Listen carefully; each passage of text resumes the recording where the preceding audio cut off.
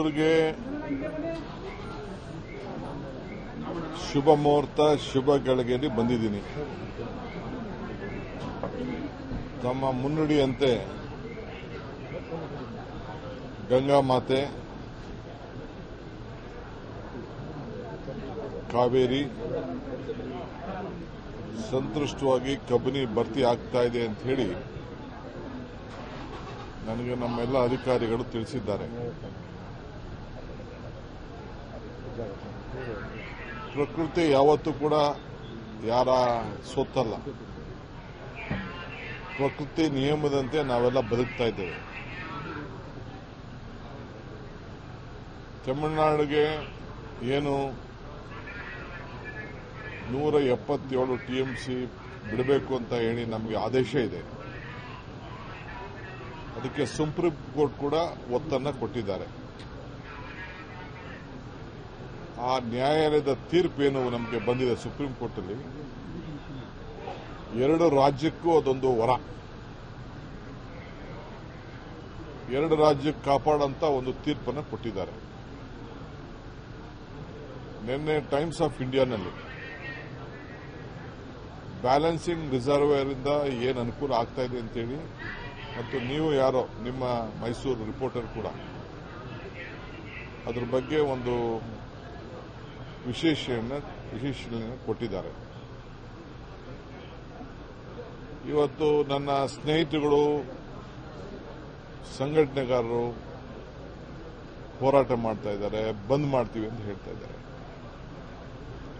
ಪ್ರಜಾಪ್ರಭುತ್ವ ವ್ಯವಸ್ಥೆಯಲ್ಲಿ ಹೋರಾಟ ಎಲ್ಲರ ಹಕ್ಕು. ನಾವು ಯಾರು ಹೋರಾಟ ಕೂಡ ಬೇಡ ಅನ್ನೋದಿಲ್ಲ. ಆದರೆ ಹೋರಾಟಕ್ಕೆ ಹಿನ್ನೆಲೆ ಇರಬೇಕು. ಬರೀ ಮಾಧ್ಯಮದ ಒಂದು ಆಸ್ತಿ ಆಗಬಾರ್ದು. ಸಾರ್ವಜನಿಕ ಬದುಕಿನಲ್ಲಿ ನಾವು ಗಮನ ಇಟ್ಕೊಳ್ಬೇಕು.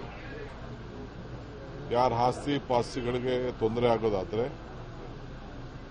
ನ್ಯಾಯಾಲಯಗಳು ಸರ್ಕಾರಗಳು ಯಾವ ಕಾರಣಕ್ಕೂ ಒಪ್ಪುವುದಿಲ್ಲ. ಅದಕ್ಕೆ ನಾನು ಮನವಿ ಮಾಡಿಕೊಂಡಿದ್ದೇನೆ, ಇವೆಲ್ಲ ದಯವಿಟ್ಟು ಕೈ ಬಿಡಿ ಅಂತ. ಈಗ ನಾನು ನೀರು ಬಿಡೋದು ಬೇಡ ಅಂತ ನಾನು ತೀರ್ಮಾನ ಮಾಡ್ತೀನಿ ಅನ್ಕೋಣ. ನಾಳೆ ನಮ್ಮ ಸ್ನೇಹಿತರುಗಳೆಲ್ಲ ಏನು ತೀರ್ಮಾನ ಹೇಳ್ತಾರೋ ಅದು ಬೇರೆ ವಿಚಾರ. ಅವ್ರ ಮಾತಿಗೆ ನಾವು ಗೌರವ ಕೊಡಬೇಕು, ಎಲ್ಲನೂ ಆಹ್ವಾನಿಸಿದ್ದೇವೆ.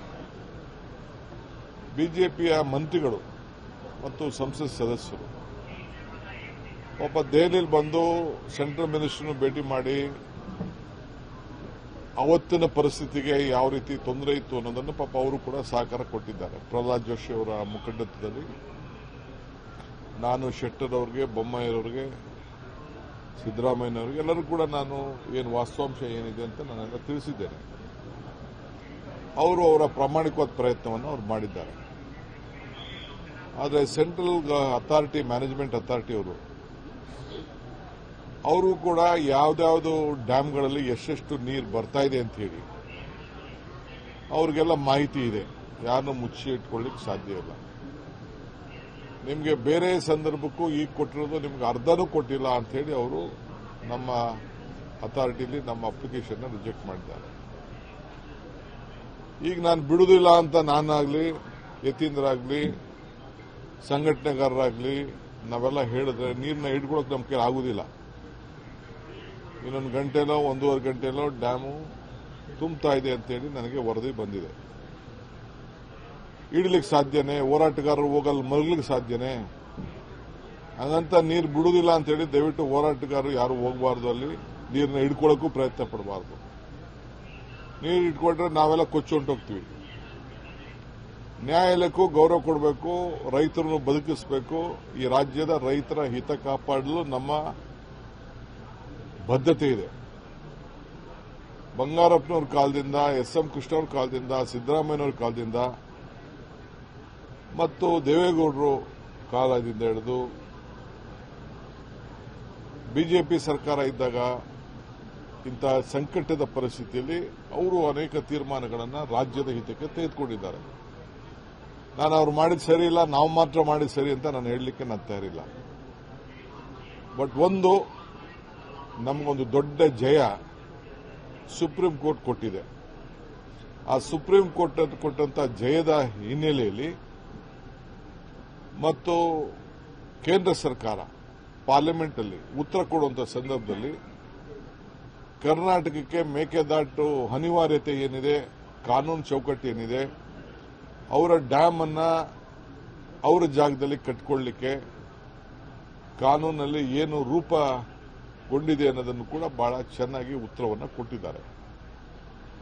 ನಾನು ಬಿಜೆಪಿಯವರು ಅವ್ರ ರಾಜಕಾರಣಕ್ಕೆ ಬಂದು ಪಾಪ ಅವರು ಪ್ರಯತ್ನ ಮಾಡ್ತಾ ಇರ್ಬೋದು.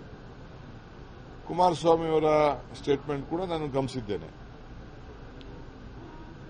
ತಮಿಳುನಾಡಿನ ಸಂಸತ್ ಸದಸ್ಯರು ಮತ್ತು ಅವ್ರ ಪಾರ್ಟಿಯವರು, ವಿವಿಧ ಪಾರ್ಟಿಯವರು, ಅವರ ರಾಜಕೀಯದ ಅಸ್ತಿತ್ವಕ್ಕೆ ಅವ್ರದ್ದು ಒಂದು ಹೋರಾಟ, ಅವರೂ ಕೂಡ ಎಲ್ಲ ಅರಿವಿದೆ. ಅವರೇ ಒಂದು ಕಾಲದಲ್ಲಿ ನಿಮ್ಮ ರಾಜ್ಯದ ಸುಪತ್ನಲ್ಲಿ ನೀವು ಕಟ್ಕೊಳ್ಳೋಕ್ಕೆ ನಮ್ದೇನು ತೊಂದರೆ ಇಲ್ಲ ಅಂತೇಳಿ ಒಂದು ಕಾಲದಲ್ಲಿ ಕೆಲವು ಹೇಳಿಕೆ, ಅಫಿಡವಿಟ್ಗಳು ಕೂಡ ಕೊಟ್ಟಿದ್ದೆಲ್ಲ ದಾಖಲೆ ಇವತ್ತು ಉಳ್ಕೊಂಡಿದೆ. ಇವೆಲ್ಲ ಹಿನ್ನೆಲೆಯಲ್ಲೇ ಒಂದು ಸುಪ್ರೀಂ ಕೋರ್ಟ್ ತೀರ್ಮಾನ ಮಾಡಿದೆ. ಅದರಿಂದ ನಾನು ಎಲ್ಲ ಹೋರಾಟಗಾರರಿಗೂ ನಮ್ರತೆಯಿಂದ ಸರ್ಕಾರದ ಪರವಾಗಿ ಮನವಿ ಮಾಡಿಕೊಳ್ತಾ ಇದ್ದೇನೆ. ಮಾಧ್ಯಮ ನಿಮಗೆ ಪ್ರಚಾರ ಕೊಡ್ತಾ ಇದೆ, ಸಾಕು. ಆದರೆ ರಾಜ್ಯದ ಗೌರವನೂ ಕಾಪಾಡಬೇಕಲ್ಲ. ಈ ರಾಜ್ಯದಲ್ಲಿ ಎಲ್ಲ ಜನರು ಕೂಡ ಬದುಕ್ತಾ ಇದ್ದಾರೆ. ನಾವೆಲ್ಲರೂ ಕೂಡ ಬಹಳ ಸಂತೋಷದಿಂದ ಸ್ವೀಕಾರ ಮಾಡ್ತಾ ಇದ್ದೇವೆ.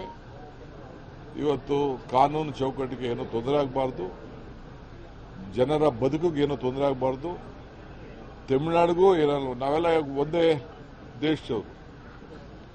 ಈಗ ತುಂಗಭದ್ರಾ ವಿಚಾರ ಬಂದಾಗ ನನ್ನ ಹತ್ರ ಮಾತೇ ಆಡ್ತಿರ್ಲಿಲ್ಲ. ಆದರೆ CR ಪಾಟೀಲ್ ಅವರ ನೇತೃತ್ವದಲ್ಲಿ ನಾವು 3 ಜನ ಮುಖ್ಯಮಂತ್ರಿಗಳು ಸೇರಿ ಚರ್ಚೆ ಮಾಡಿ ಆ ತುಂಗಭದ್ರದಲ್ಲಿ ಬ್ಯಾಲೆನ್ಸಿಂಗ್ ರಿಸರ್ವ್ ಮಾಡಲಿಕ್ಕೆ ನಾವು ಒಪ್ಕೊಂಡಿದ್ದೇವೆ. ಅವರೊಂದು ಸಮಿತಿ ಕೂಡ ರಚನೆ ಮಾಡಲಿಕ್ಕೆ ಆಗ್ತಾ ಇದೆ. ಇದು ನಾನು ಮುಖ್ಯಮಂತ್ರಿ ಆದಮೇಲೆ ಇದೊಂದು ಐತಿಹಾಸಿಕವಾದಂಥ, ರಾಷ್ಟ್ರಕ್ಕೆ ಒಂದು ಮಾದರಿಯಾದಂಥ ಒಂದು ಹೆಜ್ಜೆ. ಸೊ ಇಲ್ಲೂ ಕೂಡ ತಮಿಳುನಾಡು ಮುಖ್ಯಮಂತ್ರಿ ಬರ್ತೀನಿ ಅಂತೇಳಿ ನನಗೆ ಮಾತಾಡಿದ್ರು. ನಾನು ಒಪ್ಕೊಂಡಿದ್ದೆ 3ನೇ ತಾರೀಕು. ಆದರೆ ಕೆಲವು ಸಂಘಟನೆಗಳು ಮತ್ತೊಂದು ಗಲಾಟೆ ಇವೆಲ್ಲ ಸೌಹಾರ್ದತೆಯಲ್ಲಿ ನಡೀಬೇಕು, ಮಾತುಕತೆ ಶಾಂತಿ ವಾತಾವರಣದಲ್ಲಿ ನಡೀಬೇಕು. ಈಗ ನಮ್ಮ ಪರಿಸ್ಥಿತಿ ಅವ್ರಿಗೂ ಅರಿವಿದೆ, ಅವರ ಪರಿಸ್ಥಿತಿ ನಮಗೂ ಅರಿವಿದೆ. ಸೊ ಅದಕ್ಕೆ ಮಾತುಕತೆಯಲ್ಲಿ ಬಗೆಹರೋದಾದರೆ ನಾನು ಸ್ವಾಗತವನ್ನು ನಾನು ಬಯಸ್ತೇನೆ. ನಾವು ಅವರ ಹಕ್ಕು ಏನಿದೆ ಅವರು ಪಡೆದುಕೊಳ್ಳಿ. ತಮಿಳುನಾಡು ಹಕ್ಕೇನಿದೆ ಆ ಹಕ್ಕಿಗೆ ನಾವು ಅಡ್ಡ ಬರುವುದಿಲ್ಲ. ನಮ್ಮ ಹಕ್ಕೇನಿದೆ, ನಮಗೆ ನ್ಯಾಯಾಲಯ ಏನು ತೀರ್ಪನ್ನು ಕೊಟ್ಟಿದೆ ಅದಕ್ಕೆ ನಾವು ಕಾಪಾಡೋಣ. ಸೊ ಅದಕ್ಕೆಲ್ಲರೂ ಕೂಡ ಸಹಕಾರ ಕೊಡ್ತಾರೆ ಅಂತ ಭಾವಿಸ್ಕೊಂಡಿದ್ದೇನೆ. ವರ್ಣ ತಾಯಿ ಕಾವೇರಿ ಇವತ್ತು ಕೃಪೆ ನಮ್ಮ ಮೇಲೆ ತೋರಿಸಿದ್ದಾಳೆ. ಸೊ ಹೋರಾಟಗಾರರು ಹಂಗಂತ ನೀರು ಹಿಡಿತೀನಿ ಅಂತ ಯಾರು ಹೋಗ್ಬೇಡಿ. ಅಲ್ಲಿ ಹೋಗಿ ಅಡ್ಡಗಿಡ್ಡ ಮಲಗಕ್ಕೆ ನೀರನ್ನ ನಾವು ಬಿಡುವುದಿಲ್ಲ ಅಂತೇಳಿ ಯಾರ ಪ್ರಾಣನೂ ಹೆಚ್ಚು ಕಮ್ಮಿ ಆಗಬಾರ್ದು. ಯಾಕೆಂದ್ರೆ ನಾನು ನೋಡಿದೆ ಅಲ್ಲೆಲ್ಲ ಒಳೆ ನಿಂತ್ಕೊಳ್ಳೋದು, ಅಡ್ಡ ನಿಂತ್ಕೊಳ್ಳೋದು, ನೀರು ಬಿಡುವುದಿಲ್ಲ ಅನ್ನೋದು, ಸರಪಳಿ ಕಟ್ಟಕ್ಕೆ ಹೋಗೋದು ಯಾವುದೋ ಸಂದರ್ಭದಲ್ಲಿ. ಸೊ ಪೊಲೀಸವ್ರಿಗೂ ಹೇಳಿದ್ದೀನಿ, ಹಂಗಂತ ಹೋಗಿ ಒಳ್ಳೆಯಲ್ಲಿ ಅಡ್ಡ ನಿಂತ್ಕೊಳ್ಳೋದು, ನೀರು ಹೋಯ್ತಾ ಇದೆ ಅಂತ ಹೇಳೋದು, ಕೆಳಗಡೆಯಿಂದ ಹೋಗ್ತಾ ಇದೆ ಅಂತ. ಈಗೆಲ್ಲ ನಾನು ನಿಲ್ಸಕ್ಕಾಯ್ತಿದ್ದೆ ಹೇಳಿ? ನಾನು ನಿಲ್ಲಕ್ಕೆ ನಿಲ್ಸೋಕ್ಕಾಗೋದಿಲ್ಲ.